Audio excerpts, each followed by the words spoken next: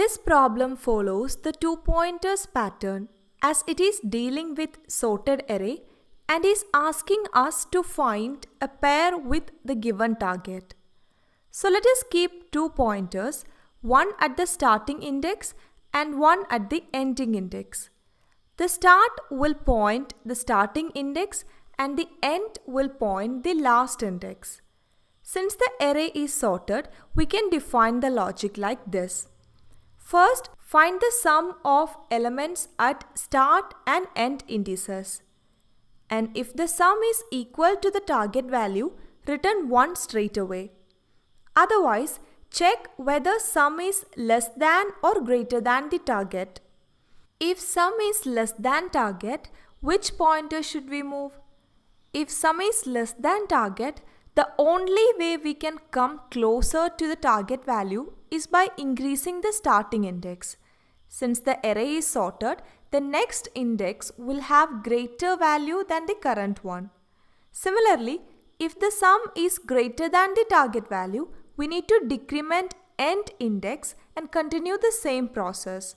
So first, find the sum of start and end index, which is 1 plus 80 here, which gives the sum 81, and it is not equal to the target value 90.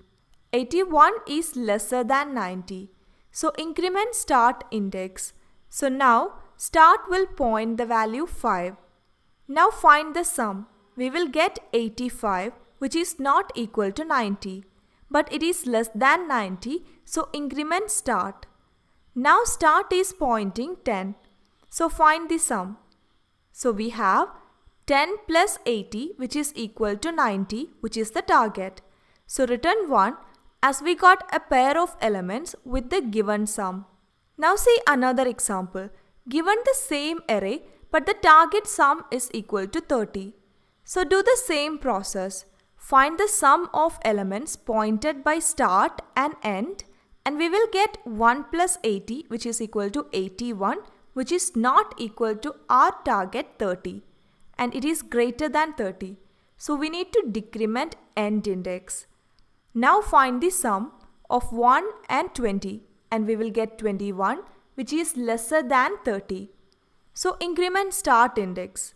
So now start points 5 and end points 20. So new sum is equal to 25, which is not equal to 30 but is lesser than 30. So again increment start. Now find sum and we will get 10 plus 20, that is 30, which is our target sum. So return 1.